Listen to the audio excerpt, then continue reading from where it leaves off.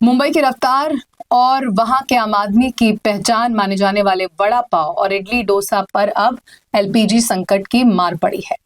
पश्चिम Asia में चल रहे तनाव के कारण मुंबई में घरेलू और कॉमर्शियल गैस की किल्लत इस कदर बढ़ गई है कि शहर के आधे से ज्यादा नाश्ते के स्टॉल बंद हो गए हैं। सुबह ड्यूटी पर जाने वाले लाखों मुंबईकर जो ऑफिस पहुंचने से पहले फुटपाथों पर लगने वाले इन स्टॉलों से पेट भरते थे, अब नाश्ते के लिए तरस रहे हैं। जहां स्टॉल खुले भी हैं, वहां कीमतों में भारी बढ़ोतरी की गई है, जिससे आम आदमी की जेब पर दोहरी मार पड़ रही है।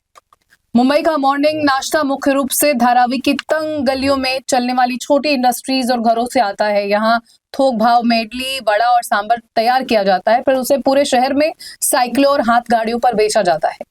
लेकिन गैस ना मिलने की वजह से धारावी की ये भट्टियां ठंडी पड़ गई हैं। कारोबारियों का कहना है कि वो ब्लैक मार्केट में दुगनी कीमत देकर भी गैस सिलेंडर नहीं खरीद पा रहे हैं, जिसके कारण उनका पूरा व्यापार ठप हो गया है। छोटे दुकानदारों और इडली विक्रेताओं के सामने समस्या सिर्फ धंधे की नहीं बल्कि खर्चों की भी है। स्थानीय दुकानदारों का कहना है कि उन्हें उस जगह का किराया भी देना होता है जहां वो स्टॉल लगाते हैं। जब धंधा ही नहीं हो रहा तो किराया कहां से भरेंगे। दुकानदारों ने बताया कि एक सिलेंडर मुश्किल से 5 दिन चलता है और महीने में कम से कम 6 सिलेंडरों की जरूरत होती है। अब स्थिति ये है कि पुलिस वाले भी आकर कह रहे हैं कि गैस की समस्या है तो धंधा बंद रखें। मुंबई की लाइफलाइन कहा जाने वाला वड़ा पाव भी अब महंगा हो गया है। गैस की किल्लत की वजह से कई बड़े वेंडरों ने उत्पादन घटा दिया है। जो दुकानदार कोयले या इलेक्ट्रिक स्टोव का विकल्प अपना रहे हैं, उनकी लागत बढ़ गई है, जिसका सीधा असर ग्राहकों की थाली पर पड़ रहा है। मुंबई के रेलवे स्टेशनों और बस डिपो के बाहर मिलने वाले नाश्ते के स्टॉल गायब होने से उन लोगों की मुश्किलें बढ़ गई हैं जो सुबह जल्दी घर से निकल जाते हैं और बाहर के नाश्ते पर पूरी तरह निर्भर रहते हैं।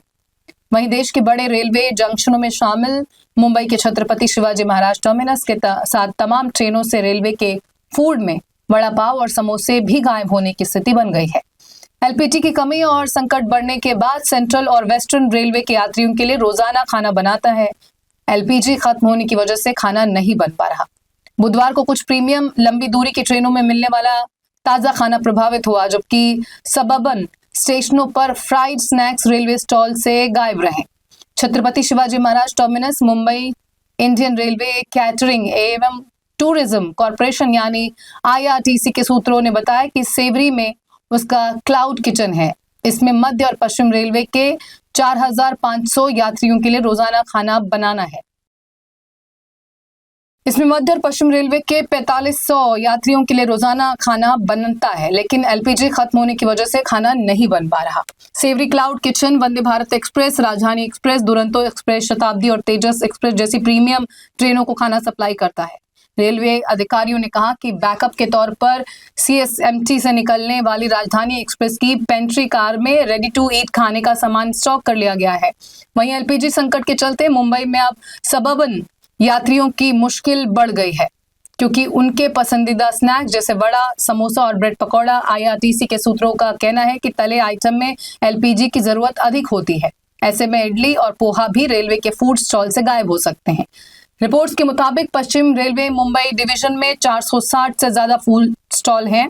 इनमें से 264 चर्च गेट, दहाड़ू, सबअर्बन हिस्से पर हैं।